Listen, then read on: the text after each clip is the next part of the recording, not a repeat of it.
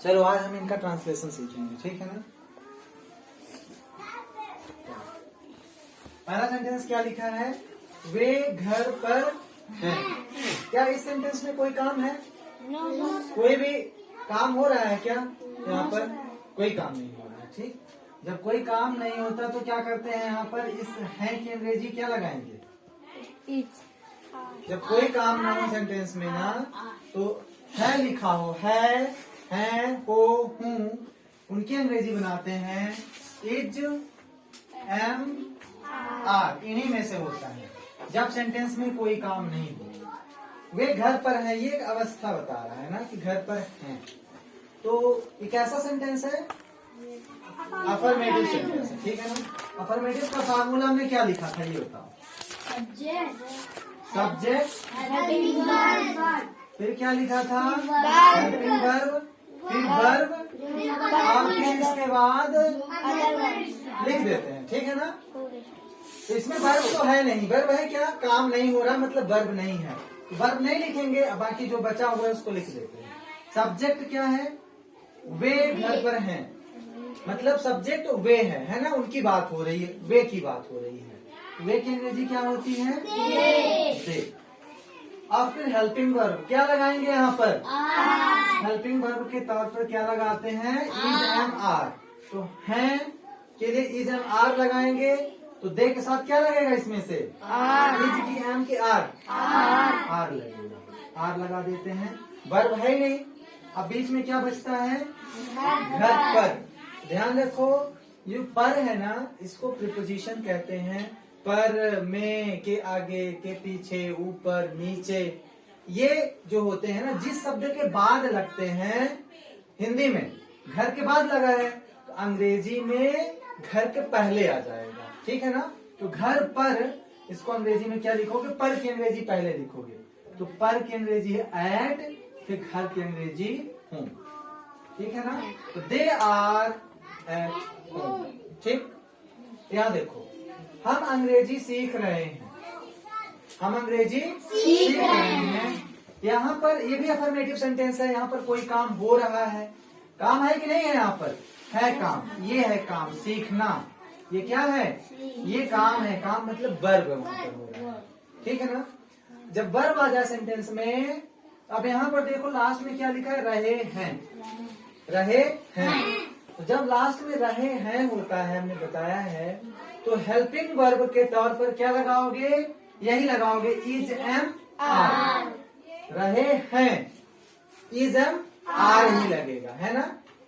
और रहे है रहेगा तब, ध्यान रखना, रहे हैं, रहा है, रही है, ये रहेगा तो helping verb is, am, are ही लगता है, ठीक। और एक चीज और क्या बताया था कि जब इज, एम, आर के बाद कोई काम हो, काम मतलब वर्ब, उस वर्ब में क्या जोड़ते हैं? आई जोड़ते हैं, इसका ध्यान रखना है। तो ये भी अफर्मेटिव सेंटेंस है, इसका भी फार्मूला क्या होगा?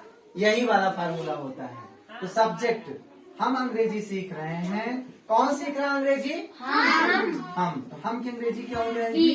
बी। अब हेल्पिंग वर्ब, हेल्पिंग वर्ब क्या लगेगा? इज, एम, आर में से ही लगेगा, तो बी के साथ क्या लगना है?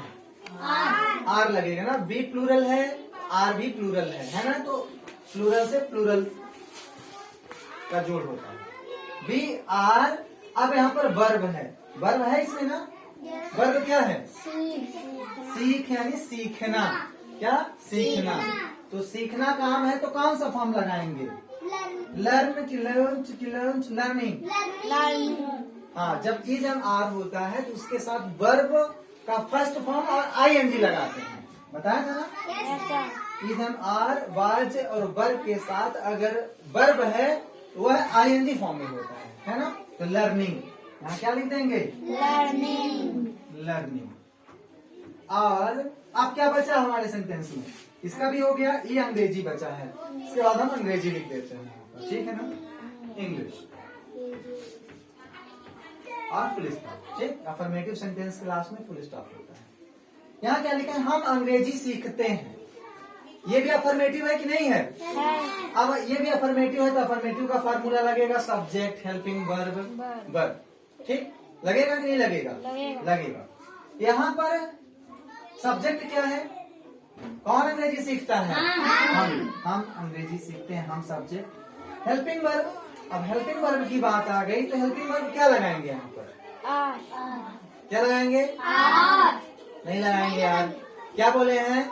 Is am are helping verb तब लगेगा जब या तो कोई काम ना हो और सेंटेंस में है हो, हा, या फिर रहा, रही, रहे के बाद हा लिखा हो, है, हो, तब आर लगता है।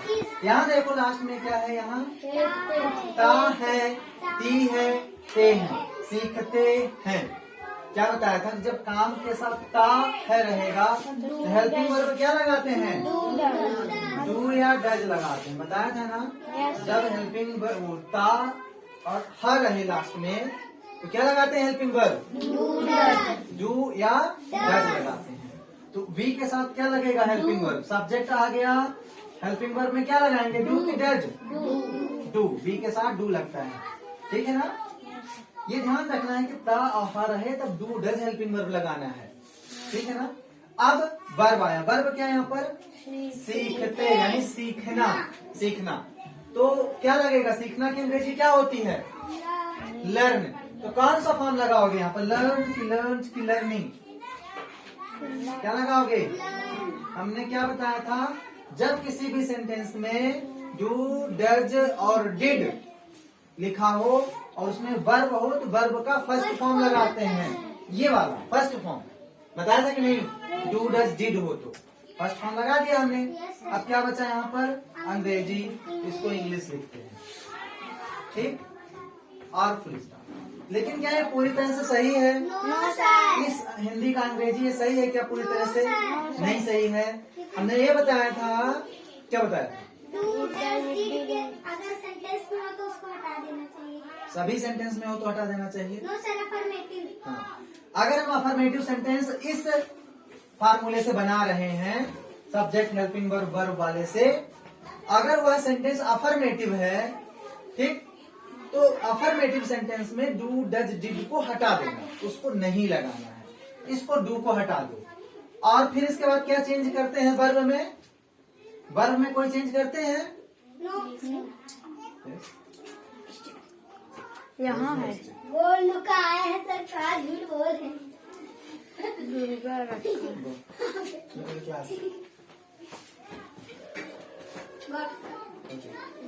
तो क्या बोला था कि जब डू, डज, डिड हटाते हैं तो वर्ब में थोड़ा सा चेंज करते हैं। डू रहता है तो वर्ब में कोई चेंज नहीं करते।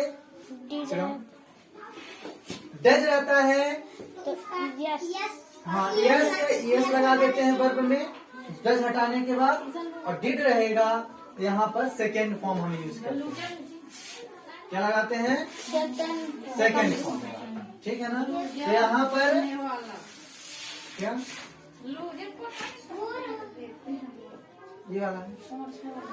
नहीं, देख लीजिए।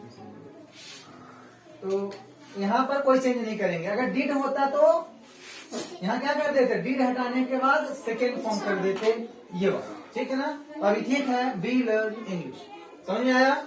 यहाँ पर हम ना हटा देंगे, आर ना हटा देना, क्योंकि हम बोले हैं अफर्मेटिव सेंटेंस में अगर डू, डज, डिड है, ठीक है ना, उसको हटाने के बाद वर्ब में यदि संभव है तो उसमें कुछ चेंज करें। डज हटाओ तो यस लगाना, डिड हटाना तो सेकेंड फॉर्म लगाना, और डू हटाना तो इसमें कोई चेंज नहीं करना। क्या तुमने अंग्रेजी सीखा? ये किस टेंस का है? क्या तुमने अंग्रेजी सीखा? किस टेंस का? इंट्रोगेटिव तो है, क्वेश्चन है ना ये, लेकिन किस टेंस के? पहले की बात है कि अभी की बात है कि बाद की बात है? प्रेजेंट का है कि पास्ट का है कि फ्यूचर का है? पास्ट का है ना? क्या तुमने अंग्रेजी सीखा या क्या तुमने अंग्रेजी सीखा था, है ना? था भी जोड़ सकते हो यहाँ पर, तो पास्ट का है। किसका है? पास्ट। तो इसमें अगर लगाना होगा हमको हेल्पिंग वर्ब, तो कौन सी हेल्पिंग वर्ब लगाएंगे? अगर जरूरत पड़ी हेल्पिंग वर्ब की तो क्या लगाएंगे हेल्पिंग वर्ब? पास्ट में कौन कौन सी हेल्पिंग वर्ब हम लगाए हैं, सीखे हैं? और डिड। तो बाज पर कब लगता है? जब रहा था, रही थी, रहे थे हो। लेकिन यहाँ है क्या? तो कौन से हेल्पिंग वर्ब लगाएंगे इसमें? डिड लगाएंगे। क्या लगाएंगे? डिड। इसका ख्याल रखना, पास्ट में अगर काम रहा था, रही थी, रहे थे होगा तो बाद पर लगाना, और नहीं रहेगा तो डिड लगाना। क्या लगाना? डिड। ये कैसा सेंटेंस है? इंट्रोगेटिव है ना? Yes, sir. क्वेश्चन है ये। तो ये किस प्रकार का क्वेश्चन है? चलो ठीक है, आगे कल देखेंगे। Okay Yes, sir. सर आ गए हैं।